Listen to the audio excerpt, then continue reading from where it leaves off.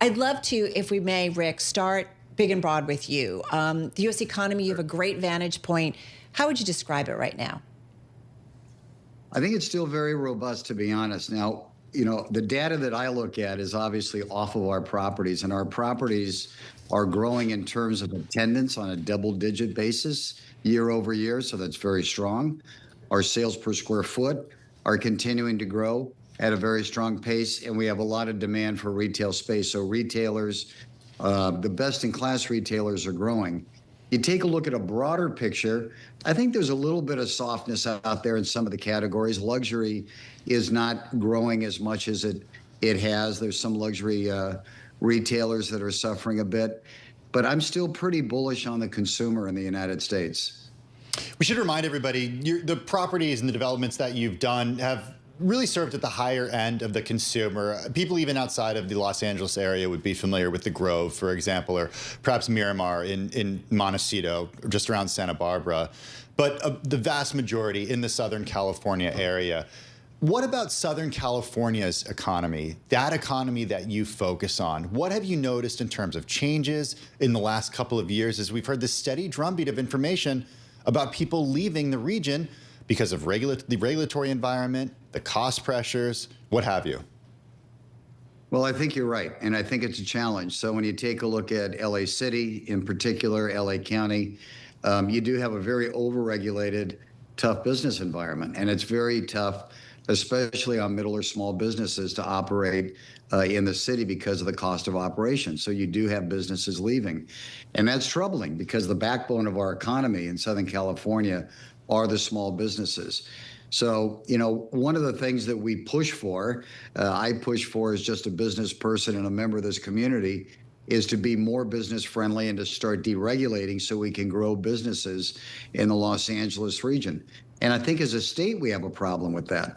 We have businesses leaving the state of California, going to regions that are more business friendly, have less red tape, allow businesses to thrive on a much easier basis. So, hopefully the tide will change on that.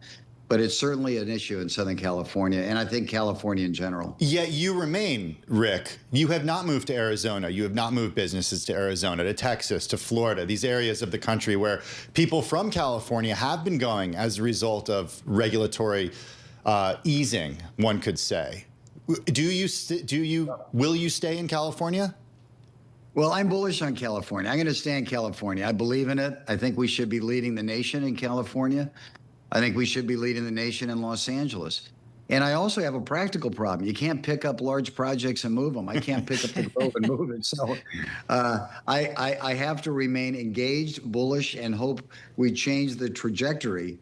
And I think we will. I really do. I think people are at a point, certainly in the Los Angeles area, that they've realized that the path we're going down is not sustainable. We've got a budget in LA City that's $1 billion out of budget. We have revenue decreases in LA City because businesses have pulled back and left. And we don't have new capital and investment coming into LA like we should. They're going into other regions, even immediately outside of Los Angeles. You have cities that are doing incredibly good jobs. The city of Glendale, the city of Culver City, that are more business friendly, are safer, cleaner, more supportive of, great neighborhoods. And they're attracting the business at the cost of LA City. So we've got to change that. But I remain optimistic that change is coming soon. How are politics getting in the way of all of this? And I ask it, Rick, you've got California Governor Newsom and President Trump really in kind of high stakes feuds over a bunch of issues, whether it's California's universities, their environment, redistricting, and other issues. I mean, talk to me about that, and whose side are you on in all of this? Well, honestly, I'm on the side of the people of LA and the people of California. Here's the problem that I have with the battle that's going on. We've got some really serious problems that need to be dealt with. Crime, shortage of housing, homelessness, et cetera, the cost of living in California. Having an argument between the governor and the president, between the mayor and the president, a lot of name calling going on, doesn't advance anybody's cause to solving these problems. So what I hope is that we get past the rhetoric, figure out a way to sit down, find some common ground and work together. Here in Los Angeles, we have 300,000 acres in Pacific Palisades, Malibu, and then also out in Altadena that was burned to the ground, the size of 2 Manhattans. Wow. To put it in perspective for New Yorkers. We need federal help. We need federal funding, and we're getting none of that. And I don't think, as the bickering is going on and the name calling is going on, that serves any purpose in advancing the negotiations or the discussions in getting federal help in Los Angeles. We're speaking with Rick Caruso, founder and executive chairman of Caruso, the privately held real estate company. On the federal aid, on the federal funding, have you had conversations with President Trump or members of the Trump administration expressing the need, in your view, for federal help for California in the wake of these disasters? I've had those discussions not with the president directly, but I've had those discussions with intermediaries. I've certainly had that discussion with our governor. And we need to find a way to get those discussions at a higher level and more productive. I know there's some talk, Governor Scott or Senator Scott was out here in Los Angeles and talking about it. But it really is critical path, because you have hundreds of thousands of people that have been displaced. You got jobs that have been lost. You have a massive, massive rebuilding effort that's going to take tens and tens of billions of dollars in infrastructure. So we need the federal help. It just has to happen. Well, you know, it should happen. Yeah, no, I hear you. And you've, since the fires, I know Tim and I, just kind of preparing for this, listened to a lot of conversations you've had with various individuals about this in terms of what needs to be done. You know, what's interesting is need more federal help in terms of the rebuilding efforts. So then how do you feel when President Trump illegally used federal troops in LA? I mean, if you were mayor there, how would you respond to President Trump and his threats and use of troops? Like, that's going on when, obviously, as you say, there are efforts needed to do the rebuild. Well, I've been very clear. The federal troops coming into LA were wrong. And I don't think it should have ever happened. I would have gone to court immediately. They finally did go to court. As you know, the court ruled that it was an illegal use of those troops to come into the city of Los Angeles in this region. So it's not right to be doing that, and we don't need to be doing that. I mean, that just, this power grab that's going on does not advance the cause for any good. It just doesn't. And the division between the politics is harmful to the residents of Los Angeles. We've got to find some common ground. We've got to act like grown-ups. We've got to put our differences aside as elected officials and figure out how to work together. And so I would hope that our elected officials find a way to drop the name calling, maybe get on a plane and get over to Washington and see if we can find some common ground to work together. We also have the Olympics coming here. So Los Angeles is going to be the world stage for the United States. And we need to be putting our best foot forward. And we're going to need to be making a lot of investments in order to do that. And again, we need to have the help of the federal government to do that. So, Rick, I'm kind of waiting for the flood of my emails to come into my Bloomberg, because I think people who are listening would say, well, this is the kind of individual you do want in politics. So what's your latest thinking on maybe running again for mayor or possibly governor of the state of California? Well, I'm seriously looking at it. And I've got a team of people that are working on it, and I'll make a decision soon on that. And I'm looking at both paths, and there's good opportunities in both paths. But now I'm just remaining focused on what we're doing at Steadfast, making sure we're getting people back in their communities as quick as possible. Yesterday, I spent the afternoon in Altadena. We were giving out grants for small businesses to get reopened. In Altadena, we're doing the same in Palisades and in Malibu. So those kind of efforts are incredibly important to me because, again, small businesses are critically important for jobs. And we're giving out about $1 million in grants over the next couple of weeks. So that's what I'm going to stay focused on for now. Politics will come down the road fairly soon. All right. We want to talk about some of those efforts you're doing in terms of the rebuild. I got to ask you, though, if you do run or make a decision, would it be for mayor or for governor? I don't know yet. We're going to find out. I'll let you know. Okay. We're studying both. I'm going to hold you to it. I'm going to hold you to it.